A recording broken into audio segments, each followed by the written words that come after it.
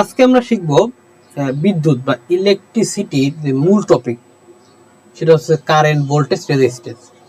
তো তার আগে দেখি মূলত বিদ্যুৎ হচ্ছে দুই ধরনের। কয় ধরনের ভাইয়া? দুই ধরনের। কি কি দেখো, একটা হচ্ছে স্থির বিদ্যুৎ আর একটা হচ্ছে আমাদের চলমান বিদ্যুৎ।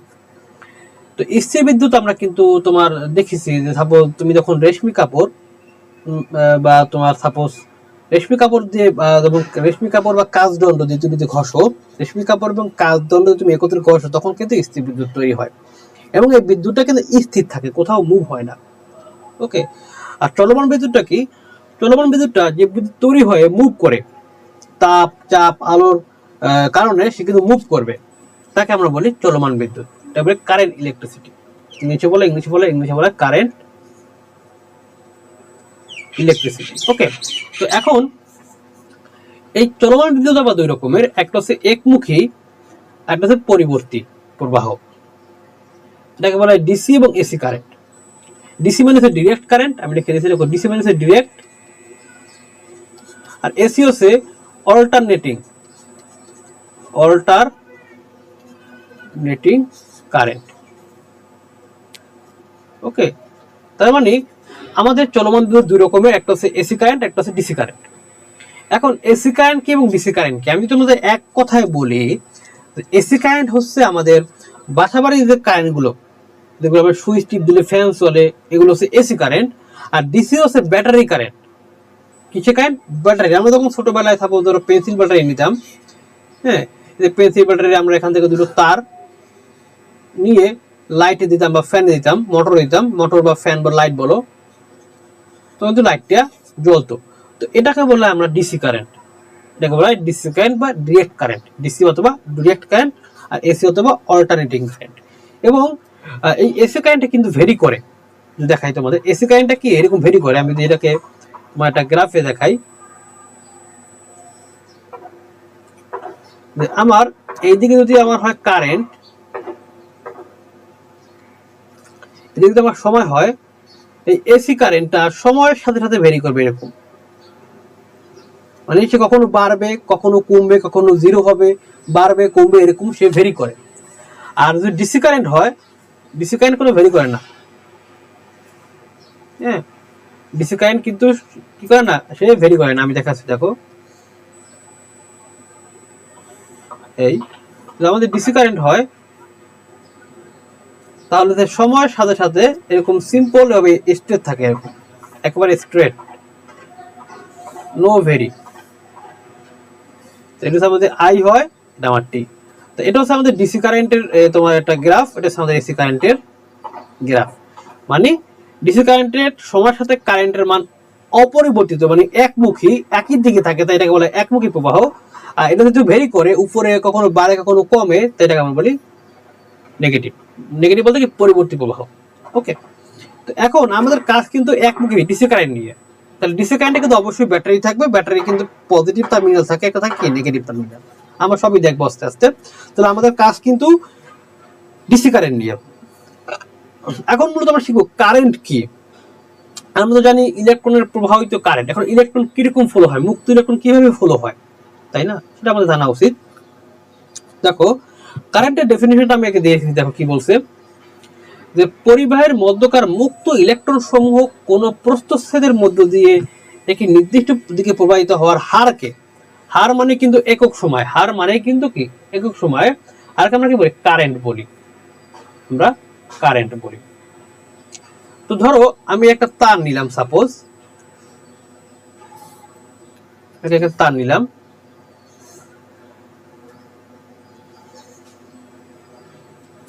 আপাতত আমাদের বোঝার জন্য আমি একটা তার নিলাম। দেখো, এখন এই এটা কপারের তার, আমাদের এই কপারে প্রচুর পরিমাণ ফ্রি ইলেকট্রন আছে।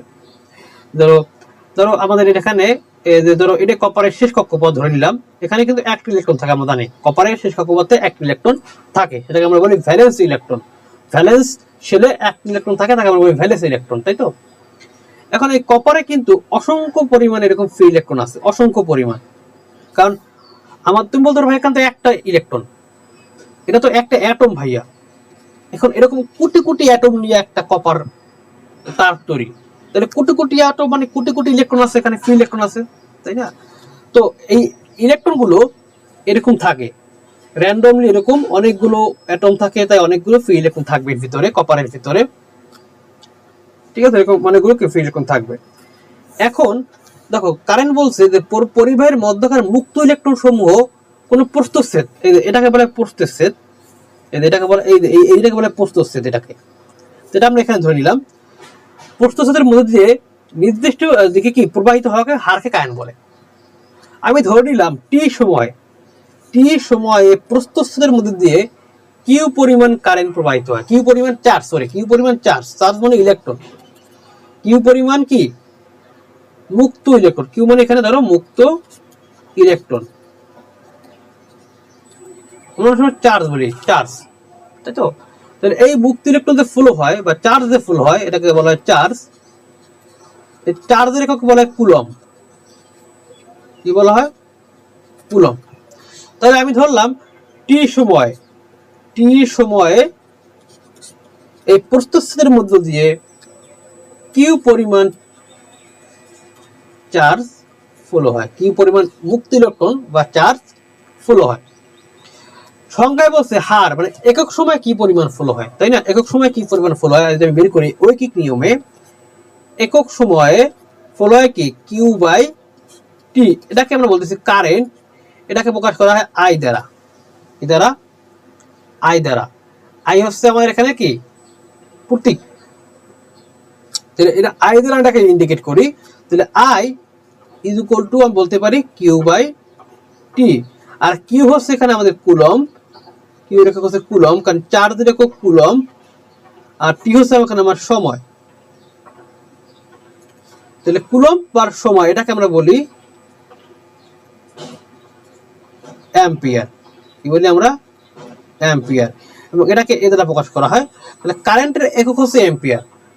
দেখো আমরা কি বললাম, কারেন্টের একক কি বলতো, কারেন্টের একক হচ্ছে ampere, Q by T coulomb per সময়। তাহলে একক সময় কি পরিমাণ চার্জ প্রবাহিত হয়, আমি তোমাকে যদি বলি কোন একটা তারের ভেতর দিয়ে 5 সেকেন্ডে টি ইকুয়াল টু 5 সেকেন্ডে 10 কুলম্ব চার্জ প্রবাহিত হয়, কি বলছি 5 সেকেন্ডে 10 কুলম্ব চার্জ প্রবাহিত হয়, তাহলে এখানকার কারেন্ট হবে কি বলতো Q by T, that means 10 by 5 2 ampere, তার মানে ওই তারের ভেতর দিয়ে 2 এম্পিয়ার কারেন্ট ফ্লো হবে, 2 এম্পিয়ার কারেন্ট ফ্লো হবে। এখন কথা হচ্ছে ভাই ইলেকট্রনকে এরকম মুভ করে, আমি কিন্তু এই ক্লাসের এই লেকচারে কিন্তু আমরা দেখবো যে আসলে ইলেকট্রন কিভাবে মুভ করে, সেটা আমরা শিখবো।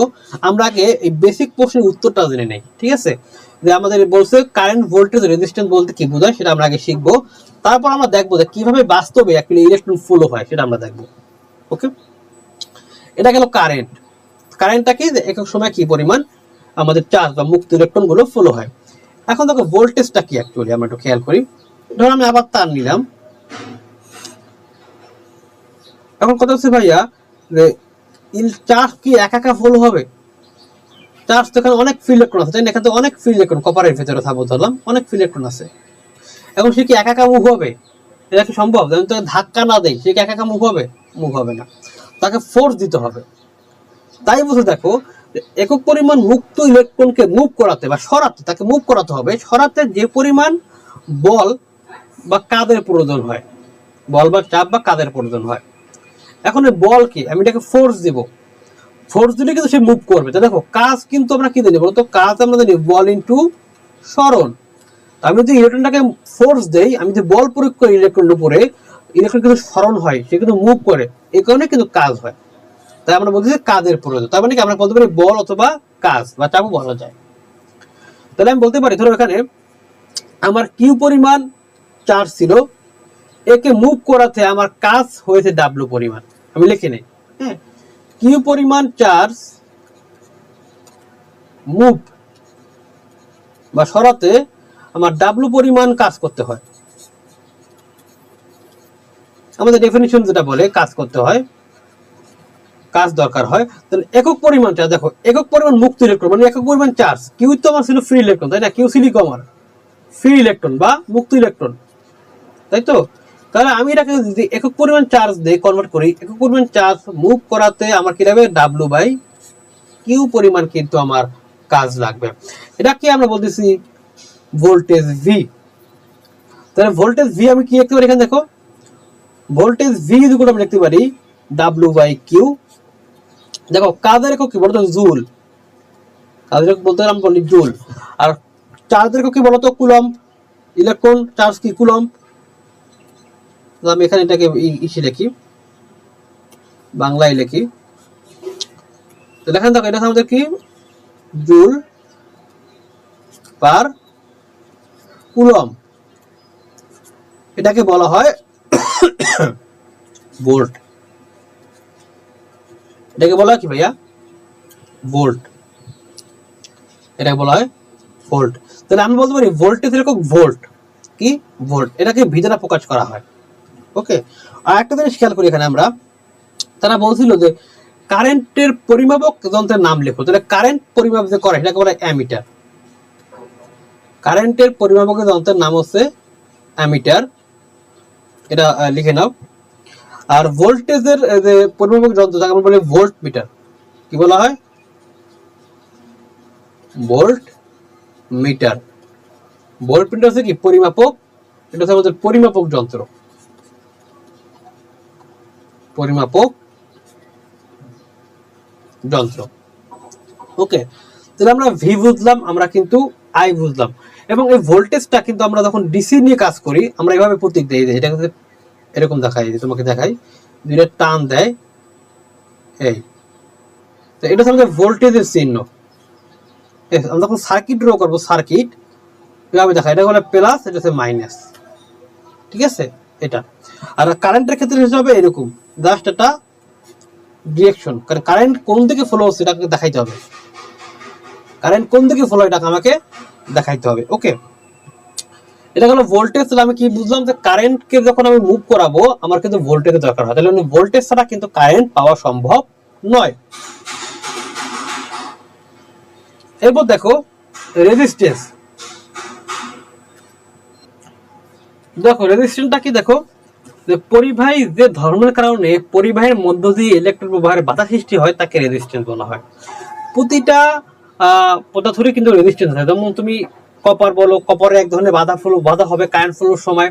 তুমি ধরো অ্যালুমিনিয়াম ধরো, তো প্রত্যেকটা কিন্তু আলাদা আলাদা কি ধর্ম আছে, এজন্য রেজিস্ট্যান্সও কিন্তু ভিন্ন।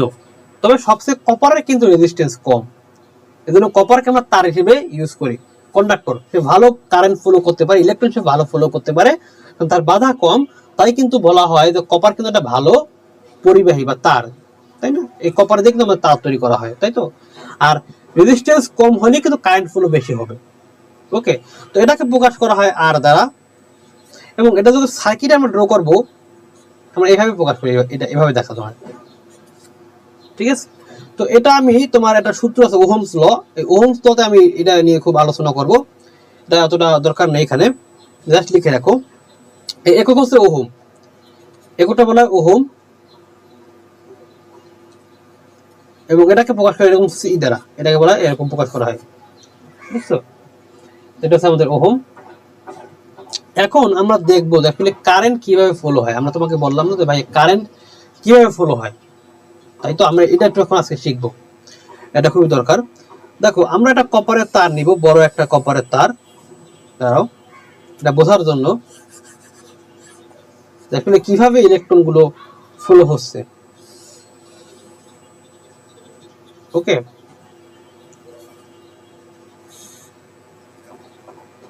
এটা কপারের তার নিলাম, সাপোজ ধরো একটা সিলিন্ড্রিক্যাল শেপের একটা তার, হ্যাঁ সিলিন্ড্রিক্যাল শেপে হয়। দেখো এখানে প্রচুর পরিমাণ ফ্রি ইলেকট্রন থাকবে, তার মানে কপারের অসংখ্য অ্যাটম আছে, তাই না? এরকম অ্যাটম, অ্যাটমের উপরে কি ফ্রি ইলেকট্রন থাকবে। তাহলে যদি লক্ষ লক্ষ অ্যাটম থাকে, লক্ষ লক্ষ অ্যাটম মিলে আমার একটা কপার তার তৈরি, তাহলে সেখানে লক্ষ লক্ষ পরমাণু মানে ইলেকট্রন থাকবে। তাহলে আমি ধরে নিলাম যে সেই কপারের যে অ্যাটম গুলা, এখানে একটা আছে, এখানে একটা, এরকম কয়টা ধরে নিলাম, এখন এরকম আছে, ঠিক আছে। তো দেখো তো এখানে ফ্রি ইলেকট্রন আছে, অসংখ্য কোটি কোটি ফ্রি ইলেকট্রন থাকে কপারে, ঠিক আছে, কোটি কোটি, তুমি গুণে শেষ করতে পারবে না, লক্ষ লক্ষ কোটি কোটি থাকে। তো যখন ফ্রি ইলেকট্রন গুলো থাকে তখন কিন্তু তারা এরকম মুভ করতে থাকে, এরকম র্যান্ডমলি, এখানে আসলো, এখানে আসলো, এখানে এখানে একটা অ্যাটম আছে, এখানে আসলো, এভাবে কিন্তু তারা মুভ করতে থাকে, কথা বলছে এরকম তারা মুভ করতে থাকে। তাদের মোশনটা হয় র্যান্ডম মোশন, কারণ তারা কিন্তু কোনো প্রকার ভোল্টেজ পায় না, তারা কিন্তু র্যান্ডমলি মুভ করতে থাকে, উপরে নিচে ডানে বামে তারা মুভ করতে থাকে, এবং এটা কিন্তু খুব খুব স্পিডে তারা মুভ করে। যখন আমরা ভোল্টেজ অ্যাপ্লাই করি, যে কারেন্ট কিভাবে ফ্লো হয় দেখো, যখন আমরা ভোল্টেজ অ্যাপ্লাই করি, ধরো ভোল্টেজ মানে কি, ব্যাটারি দেওয়া, এই যে আমরা যদি ব্যাটারি লাগাই দেই, তাহলে ব্যাটারি কি প্লাস আছে একটা মাইনাস আছে না বলো তো, এই যে তো যদি ব্যাটারি লাগাই দেই তাহলে সে অবশ্যই এখানে পজিটিভ এখানে নেগেটিভ ভোল্টেজ সে পাবে, তাহলে পজিটিভ নেগেটিভ পাবে। তাহলে পজিটিভ নেগেটিভ দেওয়া মানে হচ্ছে দুই প্রান্তে কি ভোল্টেজ দেওয়া, দুই প্রান্তে ভোল্টেজ দেওয়া মানে ব্যাটারি লাগানো। যখন ব্যাটারি কানেক্ট করব তখন আসলে কি হয় দেখি আমরা। এর আগে তো কারেন্ট ফ্লো হয় নাই, ইলেকট্রনটা কিন্তু র্যান্ডমলি মুভ করতো, উপরে নিচে ডানে বামে এভাবে এভাবে তারা কিন্তু সে মুভ করতো, কিন্তু তার কোনো ফ্লো হইতো না। তখন আমি ব্যাটারিটা এখানে দিলাম, এখন দেখো ইলেকট্রন কিন্তু আমার নেগেটিভ চার্জ, ধরো ইলেকট্রন কিন্তু আমার কি নেগেটিভ চার্জ, তো এই নেগেটিভ নেগেটিভকে বিকর্ষণ করবে, পজিটিভ নেগেটিভকে কিন্তু আকর্ষণ করবে। তার মানে সে কিন্তু ডান থেকে বামের দিকে মুভ করা শুরু করবে, সে কিন্তু ডান থেকে বামের দিকে মুভ করা শুরু করবে। এখন দেখো ইলেকট্রনটা ছিল সে প্রথমে এখানে, সে আবারই র্যান্ডমলি মুভ করবে, কিন্তু র্যান্ডমলি যখন মুভ করবে তখন কিন্তু সে বেশি দূর যাবে না, কারণ এই যে নেগেটিভ তাকে এভাবে ধাক্কা দিবে, পজিটিভ তাকে আকর্ষণ করবে, যার কারণে সে আগে যেত এখানে, ধর আমি পয়েন্ট দেই, এটা ছিল এ পয়েন্ট, এটা আমি বি পয়েন্ট দিলাম, এটা ধরো সি পয়েন্ট, ডি ই, এটা ধরো এফ পয়েন্ট। তাহলে যে যখন সে প্রথমে যখন এ থেকে বিতে গেল, সে কিন্তু তখন এ থেকে বিতে দিতে পারবে না, একটু আগেই থেমে যাবে, কারণ এই ধাক্কার কারণে নেগেটিভ তাকে ধাক্কা দিবে, পজিটিভ তাকে আকর্ষণ করবে, যার কারণে এই ইলেকট্রনটা সে আগে এখানে ছিল, সে আসবে এখন এইখানে। তারপর দেখো বি থেকে সিতে সে ধাক্কা পাবে, আবার সে এখানে আসবে, মানে সিতে আসবে না, মানে এখানে থাকবে, কারণ এই যে নেগেটিভ তাকে বিকর্ষণ করতেছে। তারপর দেখো সি থেকে দিতে এখানে থাকবে, তারপর সে এখানে ইতে আসবে, তারপর কিন্তু দেখো ধাক্কার কারণে সে কিন্তু এখন এইখানে চলে আসবে। দেখো তার মানে আমাদের ইলেকট্রনটা কিন্তু একটু নোটস একটু সরে গেছে। দেখো সে আগে ছিল এ পয়েন্টে, এখন তো আমি ধরলাম এ প্রাইম পয়েন্টে, এই এখানে, তার মানে সে কিন্তু এখান থেকে এতটুকু কিন্তু সে মুভ করেছে। খেয়াল করি আমরা প্রথম অবস্থায় কিন্তু ইলেকট্রনটা মুভ করতো র্যান্ডমলি, উপর নিচে ডানে বামে, যখন আমি এখানে ভোল্টেজ অ্যাপ্লাই করলাম তখন কিন্তু সে র্যান্ডমলি মুভ করলো, কিন্তু এই নেগেটিভের কারণে সে বিকশিত হচ্ছে এবং পজিটিভ তাকে আকর্ষণ করতেছে এখানকার, সে কিন্তু আস্তে আস্তে সরে আসতেছে, সে এ থেকে এ প্রাইম এ চলে আসলো, যে এটাকে আমরা বলি নেট সরণ, এটাকে আমরা বলি নেট সরণ। এবং এই যে এখানকার যে ভেলোসিটিটা, এটাকে বলা হয় ডিপ ভেলোসিটি। আর এই দেখো কত একটা দূরত্ব সে কিন্তু অতিক্রম করছে, ইলেকট্রনটা কিন্তু এ থেকে বিতে, বি থেকে সি, সি থেকে ডি, ই, এফ, কিন্তু অসংখ্য পথ অতিক্রম করলো, কিন্তু সেটা কিন্তু কোনো আমাদের লাভ নেই। সে যখন এ থেকে এ প্রাইমে আসলো তখনই কিন্তু কারেন্টটা ফলো হবে, এবং সেটা হয়েছে কিন্তু যখন ভোল্টেজটা অ্যাপ্লাই করছি তখন, ঠিক আছে, ভোল্টেজ যখন অ্যাপ্লাই করছি তখনই কিন্তু সেই ঘটনাটা ঘটছে। ওকে, তাহলে এই যে দেখো ইলেকট্রনটা যে অনেক দূর মুভ করলো, অনেকখানি এ বি সি ডি, তাহলে এই যে দেখো একই সময় টি সময় কিন্তু সে A B C D E দূরত্ব অতিক্রম করেছে, আবার টি সময় কিন্তু খেয়াল করি আমরা এ থেকে এ প্রাইমে সে মুভ করলো। তাহলে দেখো এই যে এ বি সি ডি ইতে মুভ করলো, যে স্পিডে মুভ করলো, এটাকে বলে ফার্ম স্পিড, এটাকে বলে ফার্ম স্পিড। মানে এটা অনেক বড় হয় মানটা, এটা তো তুমি ধরো এখানে টি দেখো, টি একটা খুব ক্ষুদ্র সময়, ধরো 2 সেকেন্ড ধরলাম, এটা অনেক বড় দূরত্ব, তো অনেক বড় সময়কে আমি যদি টি দিয়ে ভাগ করি অনেক বড় একটা মান পাবো না, তো এজন্য এই মানটা অনেক বেশি, মিলিয়নের উপর চলে যায় মানটা, এটাকে বলা হয় ফার্ম স্পিড। আর যখন এই দেখো যখন নেট সরণটা, যার কারণে কারেন্টটা ফলো হবে, সেটা হচ্ছে এ থেকে এ প্রাইমে, এটা খুবই কম, তাহলে দেখো কম দূরত্ব, খুবই কম দূরত্ব, সময় কিন্তু সেম, তখন এটাকে যদি আমি সময় দিয়ে ভাগ করি তখন এটা খুব একটা মিনিমাম ভেলোসিটি পাই, এটাকে বলা হয় ড্রিফট ভেলোসিটি, এটাকে বলা হয় কি ড্রিফট ভেলোসিটি। এখন কথা হচ্ছে ভাইয়া, এই ড্রিফট ভেলোসিটির কারণে কিন্তু কারেন্টটা ফলো হয়, কারেন্ট পাই আমরা, তাই না, কিন্তু এটার মানটা খুবই কম, এর মানটা খুবই কম। তাহলে কথা হচ্ছে ভাই আমরা যখন সুইচ দেই খুব দ্রুত কারেন্ট আমরা কিভাবে পাই, ধরো আমি যদি এখান থেকে সুইচ দিই, তুমি যদি থাকো ধরো ঢাকা, আর তুমি এখানে তুমি সুইচ দিলা ধরো তোমার এলাকায়, রংপুরে তুমি ঢাকাতে তুমি সুইচ দাও, কারেন্ট কিন্তু সাথে সাথে এখানে পৌঁছে যায়, লাইট জ্বলে উঠে, তাই না। তো আমি এখানে সুইচ দিলাম, ঢাকা থেকে সুইচ দিলাম, রংপুরে লাইট জ্বলবে কিনা, কেন হয়, আমাদের তো এই ভেলোসিটি খুবই কম, এদের এদের ডিপ ভেলোসিটি এ থেকে এফ এ, কেন তাড়াতাড়ি কারেন্টটা এত দ্রুত চলে যায় কিভাবে, তাই না? দেখো, ধরো আমি এখানে একটা ব্যাটারি নিলাম, এখান থেকে আমি সাপোজ ধরলাম একটা লাইট এখানে আমি নিলাম, এই যে দেখো এখানে এই লাইট যখন আমরা যখন এখানে সুইচ দিব, সে কিন্তু এখান থেকে লাইটটা জ্বলে উঠবে। যেহেতু ডিপ ভেলোসিটি কম, কিন্তু তাও কেন সে এত দ্রুত জ্বলে ওঠে? কারণ আমাদের যেটা কপারের তার, এই কপারের তারে কিন্তু প্রচুর পরিমাণে ফ্রি ইলেকট্রন আছে পুরো তার জুড়ে। তো যখন আমি এখানে ভোল্টেজটা অ্যাপ্লাই করব, সে কিন্তু একই সময় অ্যাট এ টাইম সবগুলো ইলেকট্রন মুভ করবে। তো এখানেও তো ইলেকট্রন আছে, এখানেও আছে, এই দেখো এখানেও কিন্তু আছে, তার মানে সে লাইটের কাছেও কিন্তু ইলেকট্রন আছে, ফ্রি ইলেকট্রন আছে। যখন একই সময় সে মুভ করবে, তখন কিন্তু সে অটোমেটিক মানে খুব কম সময় সে কিন্তু কারেন্টটা পেয়ে যাবে, এবং কিন্তু সে কি লাইটটা জ্বলে উঠবে, লাইটটা জ্বলে উঠবে। তো এটা হচ্ছে মূলত আমাদের ইলেকট্রিসিটি, যে কারেন্ট কিভাবে ফ্লো হয়। কারেন্ট মূলত ইলেকট্রন মূলত র্যান্ডমলি মুভ করে। এবং দেখো তাহলে সে, আমি যদি বলি তাহলে এরকম খেয়াল করি যে ইলেকট্রন এরকম মুভ করতেছে র্যান্ডমলি, এবং এই যে ঝাঁকটা কিন্তু সামনের দিকে আগাচ্ছে, মানে তোমার মৌমাছি ঝাঁকের মতো তারা কিন্তু এরকম মুভ করে নিজেদের মধ্যে, এবং তারা কিন্তু আবার এট এ টাইম কিন্তু সামনের দিকে যায়। তো কারেন্টটা হচ্ছে সেরকম, যে তারা কিন্তু ইলেকট্রন কিন্তু র্যান্ডমলি মোশন হয়, র্যান্ডমলি মুভ করে, এবং ভোল্টেজ অ্যাপ্লাইয়ের কারণে কিন্তু তারা একটা দিকে মুভ করে। ওই নেট যে মুভটা, এখান থেকে আমরা কিন্তু কারেন্টটা পাই।